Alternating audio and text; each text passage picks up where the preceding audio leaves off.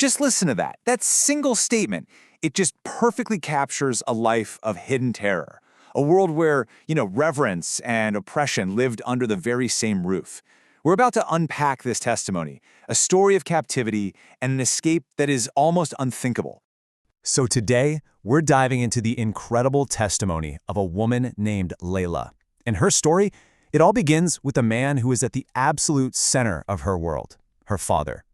To really get what happened to Leila, you have to understand the man who controlled every single aspect of her existence. He wasn't just a father, he was a revered spiritual leader, a sheikh.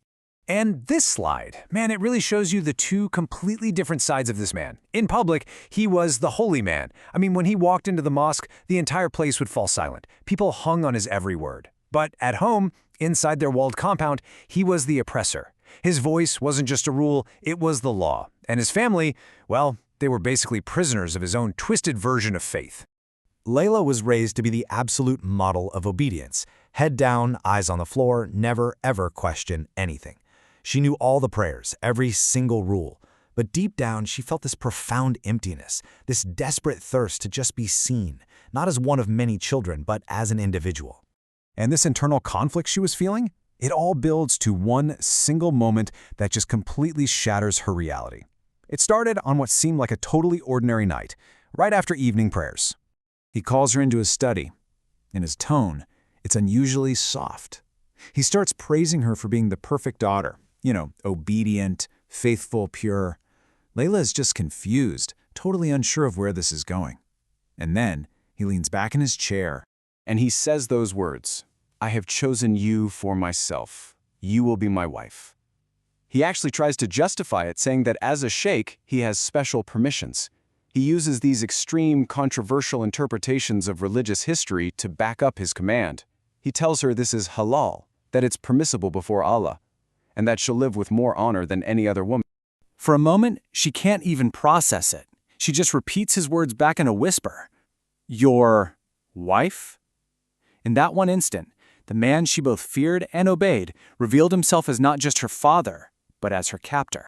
The aftermath of this command was swift. It was total.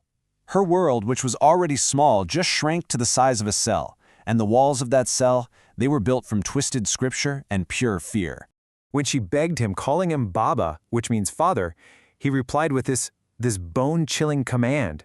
This wasn't just abuse, it was the complete erasure of their relationship. He was no longer her protector. So this was her new reality. She was hidden away from everyone, a secret to be kept. Her room became her jail. She was only allowed out if she was completely covered and accompanied by him. Even her prayers were being watched. This wasn't the life of a beloved wife, it was the isolation of a prisoner. And then the secret was revealed in the most humiliating way you could possibly imagine, in front of all her uncles, her cousins, the elders. While she was just serving tea, her father announces to the entire room, "This is my beloved wife." In the room's reaction, absolute, suffocating silence. Not one person spoke up. Nobody questioned the sheikh. In a world that was built on his authority, their silence was an endorsement. And that silence, it hurt more than any scream ever could. So trapped and abandoned by literally everyone she knew, Leila's prayers to Allah just felt like they were going unanswered. Her despair reached a breaking point, and that led to an experience that would change absolutely everything. Her faith had crumbled, so one night, instead of her formal prayers, she just knelt down and whispered into the darkness, "Whoever you are, if you're there, please see me." It was a prayer to someone she didn't even know, and that very night she had an incredibly powerful dream. In the dream, a man dressed in brilliant white walked toward her. He looked right into her eyes, and for the first time in her life, she felt truly seen. And he said these words to her, words that struck right at the heart of her father's claim over her. Then he said this, answering that lifelong cry of the little girl who stared up at the stars, just wondering if anyone cared. He saw every tear she'd never cried, every single plea she never dared to speak out loud. When she woke up, she found an old phone and just typed in what she'd seen. She was absolutely shocked. She found hundreds of stories from Muslims all over the world describing the exact same dream, the same man in white, the same words, and they all identified him by the same name, Jesus. Now this discovery, it lit a tiny spark of hope inside her, but it also put her in even greater danger. When her brother found her watching Christian testimonies, her father's punishment was swift and brutal. After a severe beating, she was locked in her room. For days, she was starved and completely isolated. But on the third day, she prayed a new kind of prayer, not to Allah, but directly to Jesus. And on the fourth day, a quiet knock came at her door. It was her neighbor, a quiet Christian woman named Isa, who had heard the screams. That night, Isa slipped a piece of wire under the door.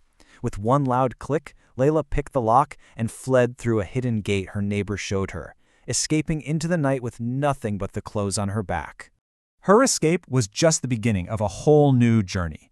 She had left behind everything she had ever known, but she was about to find a new identity and a new family. Her father's response was to publicly declare that she was dead to the family. But in the small, underground Christian community that took her in, she was welcomed with a new title. As one woman hugged her, she whispered, "Welcome home, daughter, daughter of God." Leila chose a new name for herself, Miriam, and she was baptized. Her old life was gone, erased by her earthly father. But a new one had begun, one defined not by possession, but by freedom she never even knew was possible.